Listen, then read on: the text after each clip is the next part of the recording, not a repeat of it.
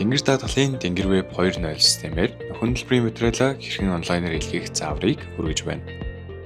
1-р алхам: тохиолдлоо бүртгүүлэх.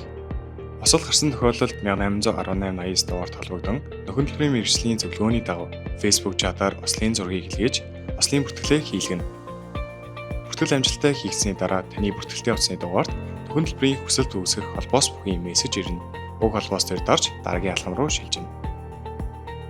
2-р алхам: системд нэвтрэх, бүртгүүлэх.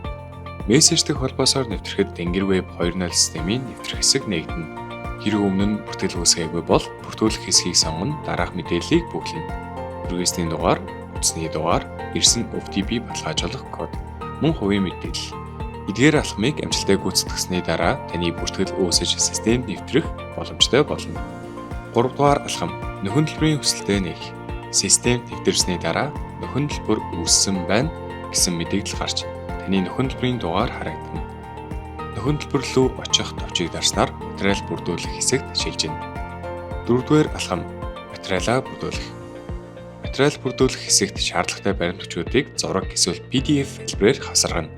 Файл байршуулахдаа мэдээлэл нь тод, бүрэн харагдаж байгаа эсэхийг шалгаарай.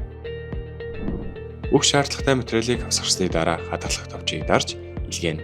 Ингэснээр та Тэнгэр веб 2.0 системээр дамжуулан нөхөн төлбөрийн материалаа амжилттай илгээх болно.